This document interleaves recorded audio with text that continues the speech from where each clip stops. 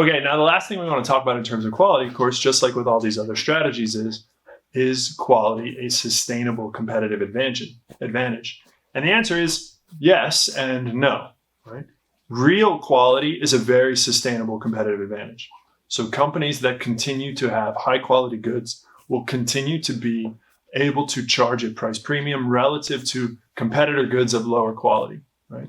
Now, they may not sell as many because some people are just always looking for the cheapest option, whether because they want to or they have to, but the price premium will allow them to generate higher value, right? Now, if the company has transitioned from real to perceived quality, right, so they no longer enjoy the same quality, eventually this competitive advantage is not going to be sustainable, right? Eventually, people are going to figure out that you're trying to pull the wool over their eyes, that what you are selling is just fake quality. It's quality from the past. And eventually they're going to not be willing to pay the price premium, and the company or your company is going to have to start charging less, or go back to offering a higher quality product. But once people have caught you on a lie, it's really hard to convince them that you're not lying anymore, right? You can just say, "Oh, I promise it. We made a mistake. It's really good now, and we won't do it again," right? So you can see this a lot in restaurants. So there's a lot of examples. I worked in restaurants for all my college years, and I used to work at a restaurant called Steak and Ale, which is closed now. But back in the 60s and 70s, it was a high-class steakhouse chain like Ruth's Chris or something like that. So really high class, expensive, really fancy. Not that many in the country, and it was an event to go there. By the time I worked there in the early 2000s, it had transitioned to sort of like a Chili's level. But during that transition period, they still tried to charge high prices. Now, by the time I got there, they weren't doing that anymore because people had given up. But in the interim, there are all these stories about people coming in and still being, they're still trying to charge $40 for a steak and getting a $20 steak instead of a $40 steak, right? And so they were still trying to trade on this perceived quality. And eventually, as people started to figure out that they weren't actually selling quality goods anymore, they stopped coming. And by the time I got there, the restaurant closed, and I had to find another job, and the whole chain shut down. So trading on perceived quality is not a sustainable advantage, and it's going to be a hard thing to walk back from because your customers aren't going to believe you. So it's only sustainable if you have real quality, right? Okay, so the next strategy is called brand. And of course, we all know what brand is. Brand is an intangible asset. It's in fact something that's highly correlated and sort of difficult to distinguish from quality, because quality can be one of the things that helps you establish your brand, right? Your brand can be built on quality, kind of like Toyota's was or is, right? They are the high quality car. They weren't flashy, they weren't fancy, they didn't look cool, but they drove for 20 years and they never broke down, right? So brand can be established by quality, but of course it's not the same thing, because you can have brand for all kinds of other different reasons beyond quality, right? Maybe the most famous brand in the world is Coca-Cola, at least to me. And it's not because Coca-Cola is higher quality than Pepsi. You might like it more than Pepsi or RC or whatever, but it's not higher quality. It's a soda. It just has an incredible brand. And they do an incredible job managing that brand, right? And so brand can come from lots of different things. And it can allow you to charge a pretty significant price premium, depending on the level of brand loyalty, right? So just think about it, right? Think about if there's anything that you buy simply because the brand, you like the brand or you recognize the brand, when you could buy a cheaper version or a cheaper knockoff that is essentially the same quality, it just doesn't have the brand on it, right? And to me, there's lots of these kinds of things, right?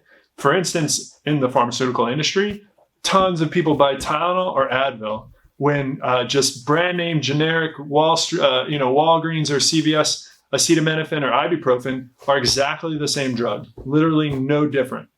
But Tylenol is almost twice the price, right?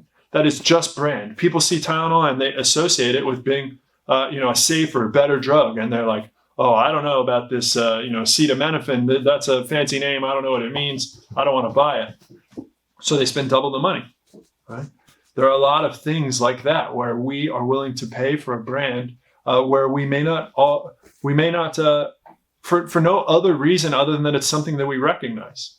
And it happens in weird ways. It happens in weird things and in industries and not in others. So for instance, the cereal industry has historically had really strong brand loyalty, right? People love Cheerios, but they don't buy Honey Nut O's. Right? And I mean, the difference there is got to be as negligible as the difference between Pepsi and Coke. Maybe there's a slight difference in flavor, but it can't be that much that it justifies paying 3 or 4 times as much for a box of Cheerios, right? Cereal companies have established huge brands. In fact, cereal companies are some of the most profitable things in a grocery store because the brand loyalty allows them to charge a high premium. Whereas, for instance, do you buy your ground beef because it's a certain brand? I mean, most of us don't. I don't look for, I don't know, Boone's Farm. That's probably not a good example. But, some random meat company and I only buy their meat. I just buy the grocery store, butcher store packaged ground beef and I go on my day, right? So for whatever reason, some packaged goods have managed to establish a brand, whereas perishable goods don't have any brand available. And maybe there's some, the argument is that it's not as consistent or, it's not as stable. And so, you're not advertising ground beef, your special brand of ground beef on the television or anything. But there are some things that have managed to establish a brand loyalty and other things that haven't. And it's not always clear why. All right, so there's probably lots of things that you buy or that you might want to buy just because of brand. So for instance, clothing is another big one. Is a Patagonia jacket really worth $200 more than a North Face jacket? And is that worth $200 more than an LL Bean jacket or Eddie Bauer? I mean, probably not, right? Like the level of quality there is all probably relatively similar, but you're paying for the brand, you're paying for the cachet. This was the jacket that they wore on their Antarctic expedition, and so this is the one we want. And sometimes brand can last a long time. Right. So if we stick in the clothing metaphor, I don't know if Abercrombie & Fitch is still a big clothing store or not, but it was when I was a teenager. That was what the cool kids wore, and the poor kids wore, not Abercrombie. And so if you had Abercrombie, you were in the cool crowd, or you at least trying to be in the cool crowd. But the funny thing about Abercrombie & Fitch is that they are trading on a brand that's almost a century old, and the brand was established for something completely different. Because back in the 30s and 40s, Abercrombie & Fitch was an outdoor outfitter. They were the outdoor outfitter. They were the store that outfitted the first American expedition to Everest. They were if you were going to go on a trip to Antarctica in the 30s and 40s to try and explore the South Pole, you were gearing up at Abercrombie & Fitch. And then by the 90s, they were selling, teen clothes, basically. Polos with little designs on them and cargo shorts, right? They were still trading on that brand. You could see it in their stores. They still had ice axes and pictures of adventures and things like that in their stores. They were still trading on that brand, even though really the brand was established for something completely opposite, right? So brand can be a really, really powerful tool and incredibly sustainable, right? Abercrombie's been sustaining their brand for years and years. In fact, brand can be such a powerful tool that sometimes you can go overboard, right? You can take brand too far. And you can think about examples of something, say, like Kleenex, right? Even Coke is one that has tread this line, right? So, for instance, Kleenex, right? My whole life, I have called any tissue a Kleenex, right? Even though Kleenex is a brand, it's not. It's Kleenex tissue. And so I have always sort of looked at Kleenex in the grocery store and grabbed Kleenex instead of buying just generic tissue for half the price, right? But I've also, if I grab generic tissue, I still call it Kleenex. And so the value of Kleenex brand is actually diminished over time. And their ability to charge a price premium has shrunk as their name has just been now associated with any generic brand of tissue. And this happens actually more than you would think. It is a fine line as companies try to maintain their brand. So it happens a lot with something like Kleenex, but it also happened with Band-Aids. Band-Aid is a specific brand of, I don't even remember what they call it. Band-Aid is such the term. Just like your generic bandage. but people say put a Band-Aid on it. But that's a brand, not a thing. Okay, so it happens like that.